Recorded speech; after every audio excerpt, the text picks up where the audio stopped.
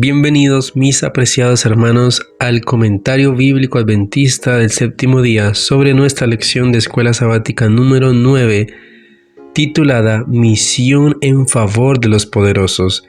Les agradecemos que estén con nosotros cada semana aprendiendo de Jesús por medio de estas profundizaciones de la lección de escuela sabática, según lo que nos dice el comentario bíblico con los textos claves del estudio de cada semana.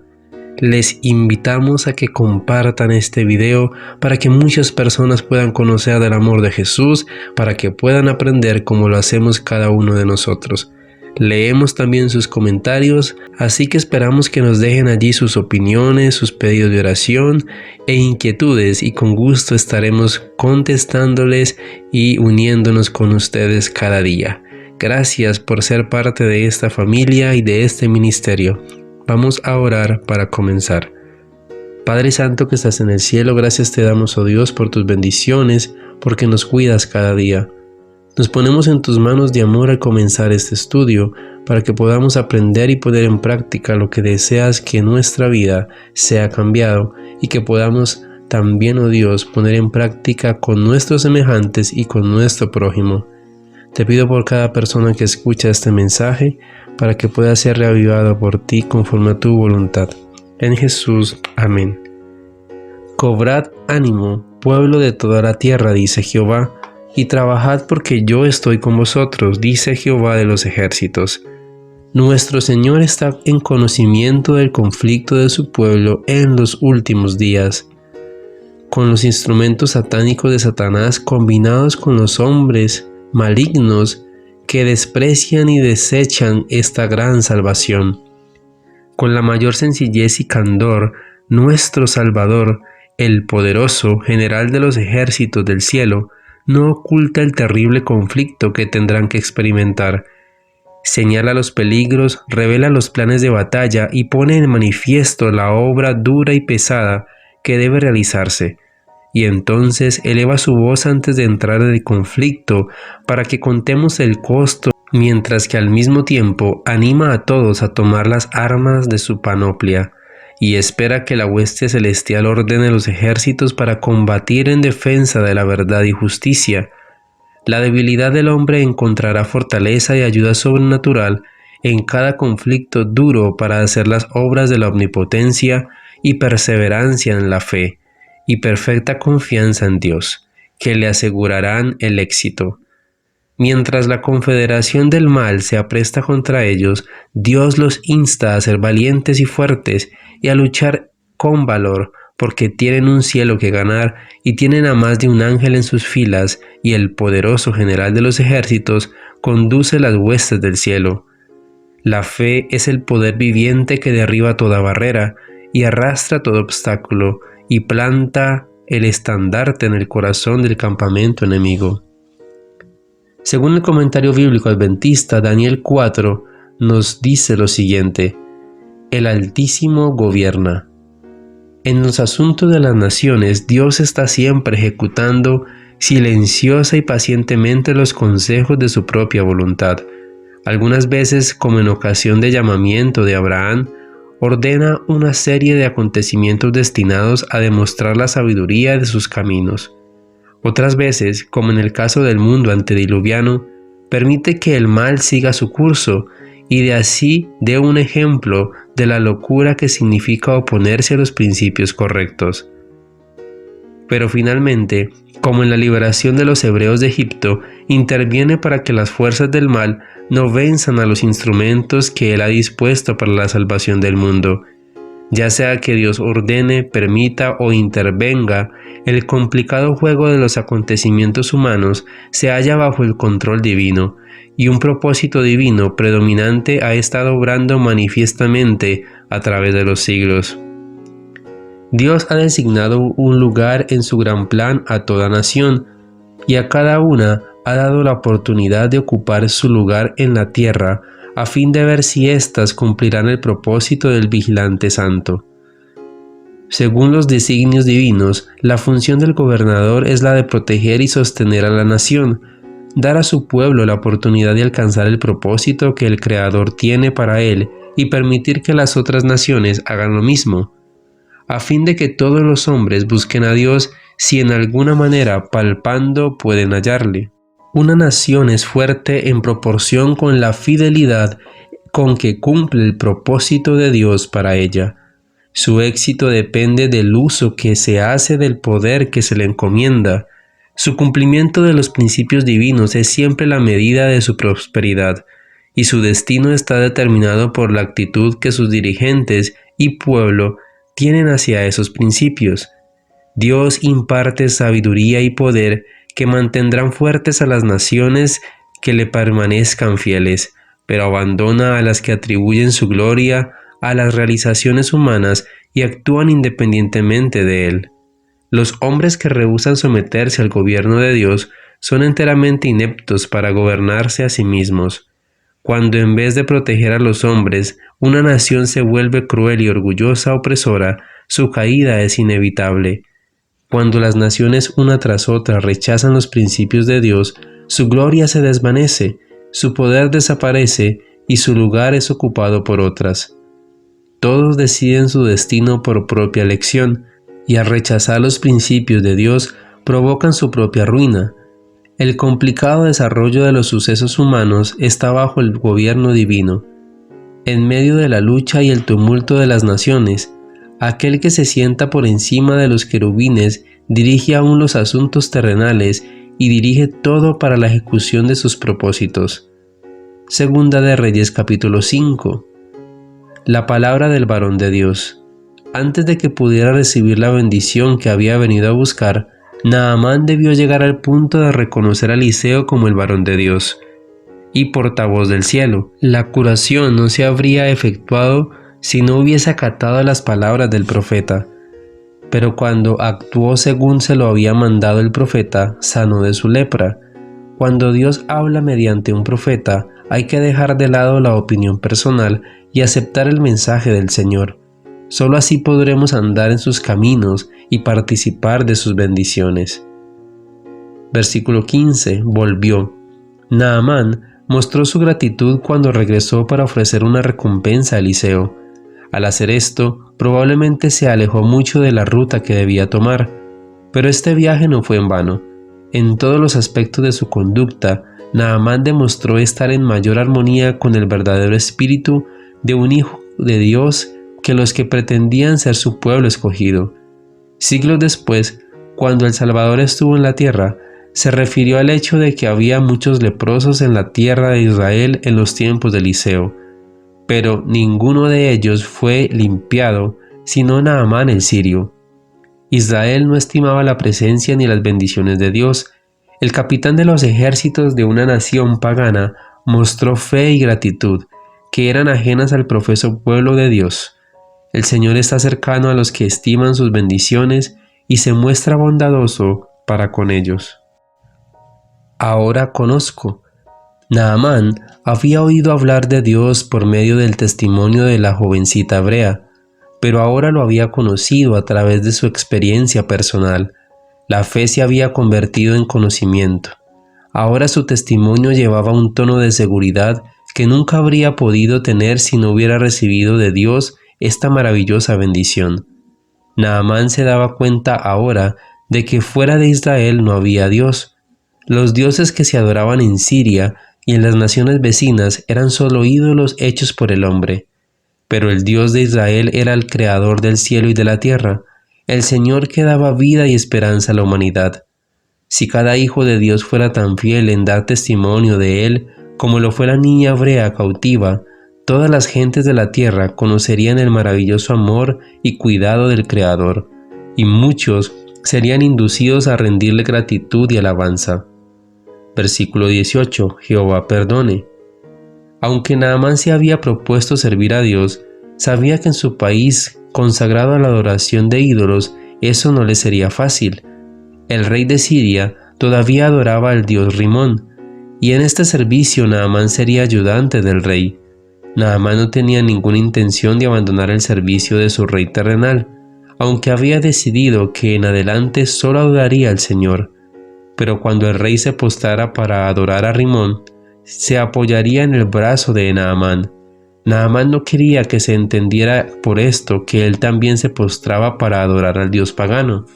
Se había entregado a Jehová y no tenía intención alguna de poner en peligro su fe adorando a Rimón, ni tampoco quería que Eliseo supiera lo que estaba haciendo.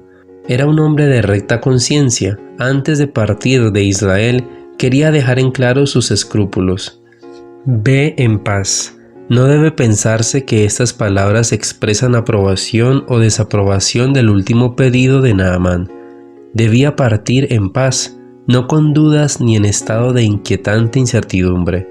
Dios había sido bueno con él, y debía encontrar la felicidad y paz en el conocimiento y la adoración de Dios.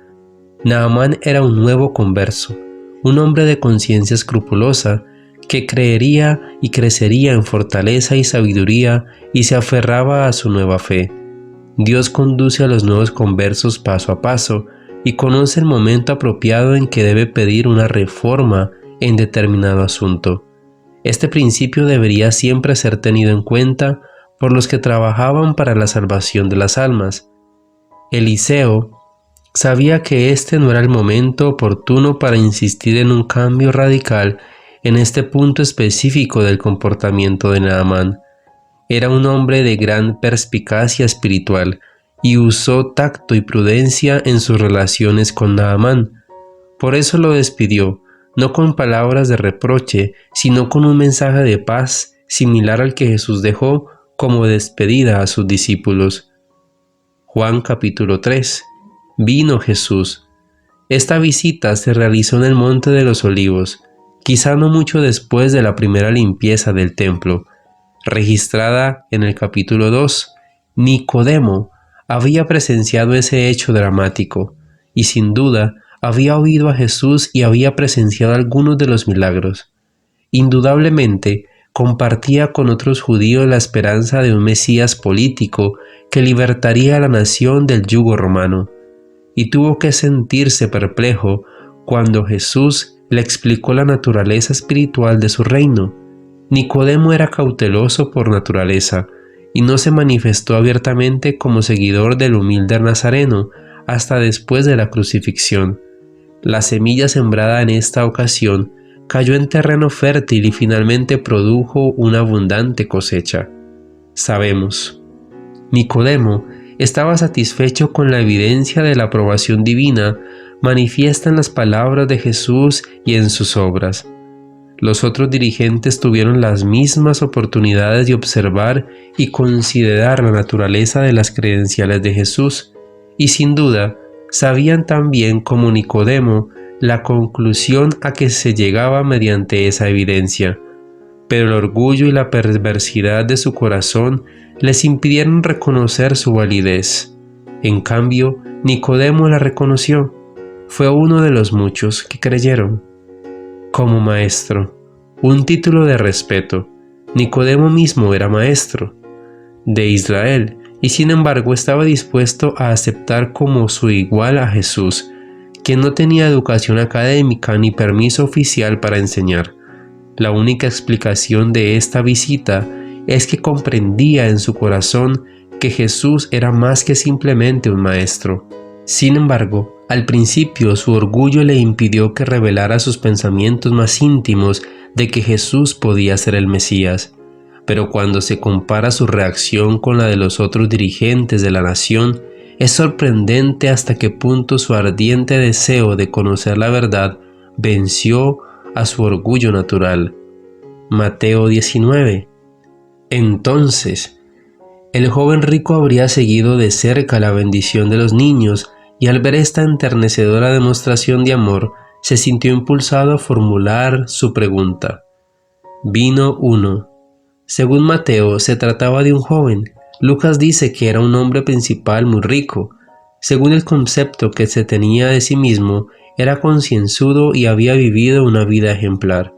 Como hombre principal, ocupaba una posición de responsabilidad y según Elena de White, era miembro del Honorable Concilio de los Judíos. No se sabe si se refiere al Sanedrín de la ciudad donde vivía o al Gran Sanedrín de Jerusalén. El joven rico parece haberse acercado a Jesús cuando éste se retiraba de la ciudad.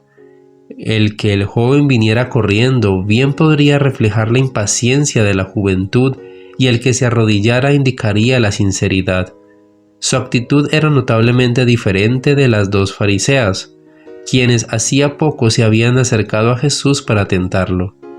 Este episodio y la enseñanza derivada de él, que Jesús después dio a sus discípulos, destaca en primer lugar la importancia de la abnegación como requisito para entrar en el reino de los cielos, y en segundo lugar, el peligro del amor al dinero. Versículo 17. ¿Por qué me llamas bueno? Al parecer, la forma en la cual el joven se dirigió a Jesús era inusitada. En la literatura rabínica no hay registro de que se llamara bueno a un rabino. Por el contrario, Dios es el bueno y hacedor del bien. Puesto que el joven tenía una buena posición y al parecer gozaba de la confianza de su pueblo, podría decirse que no llamó maestro bueno a Jesús por ignorancia o descuido. Era obvio que tenía alguna razón para hacerlo, y Jesús buscó que el joven dijera públicamente esa razón. Cuando Jesús dijo que solo Dios era bueno, estaba procurando ayudar al joven a comprender claramente el significado de su saludo. Jesús reconoció la sinceridad y el discernimiento del joven y quiso fortalecer su fe, haciéndole presentar una declaración aún más clara de su parecer.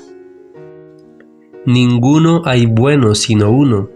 La bondad suprema es característica exclusiva de Dios. Jesús no negó su divinidad como podría parecer en primera instancia, sino más bien la aclaró e hizo resaltar el pleno significado de la afirmación del joven. Entrar en la vida. Esto equivale a entrar en el reino de los cielos.